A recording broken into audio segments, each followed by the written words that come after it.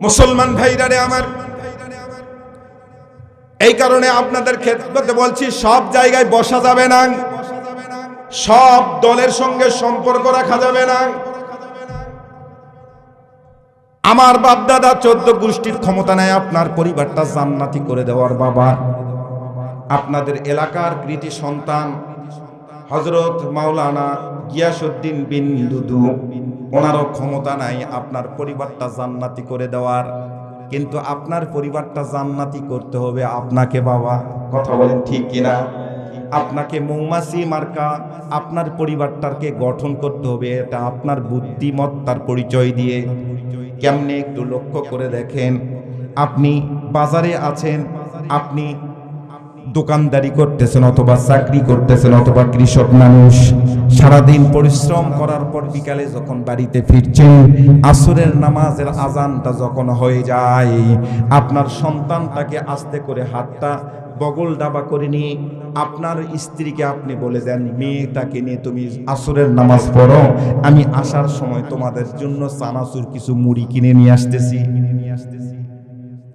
আসার সময় সুন্দর করে আপনার ছেলেকে নামাজ আদায় করে আপনি যাওয়ার সময় খাঁটি সরিষার তেল একটু দোকান থেকে কিনলেন, এরপরে কাঁচা মরিচ 1 পোয়া মুড়ি কেনার পর আপনার স্ত্রীকে গিয়ে বলতেছেন তুমি সুন্দর করে মাখো।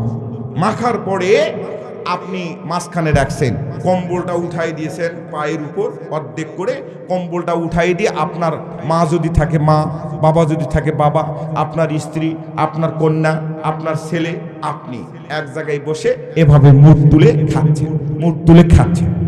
খেতে খেতে আপনি আপনার বিবিকে বলতেছেন সূরা ফাতিহাটা তুমি বলো তো, সূরা ফাতিহাটা তুমি বলো। আপনি দেখবেন প্রথম প্রথম বলবে না, শরম নয়, জীবনে কোনোদিন বলে নাই।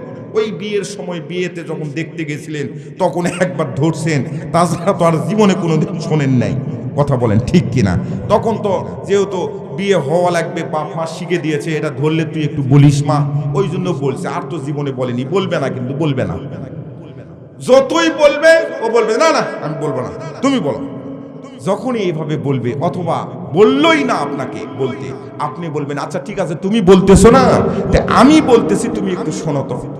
সূরা ফাতিহা আউযুবিল্লাহ বিসমিল্লাহ বলে আপনি শুরু করেন।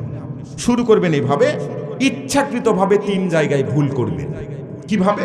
আলহামদুলিল্লাহি রাব্বিল আলামিন মালিকি ইয়াউমিদ্দিন, এভাবে একটা লাইন বাদ দিয়ে আরেকটা লাইনের দিয়েছেন। আপনার স্ত্রী কিন্তু এবার থেমে থাকবে না। কথা বলেন ঠিক কিনা? এই থামো থামো থামো থামো, তোমার সূরা ফাতিহার অবস্থা এরকম।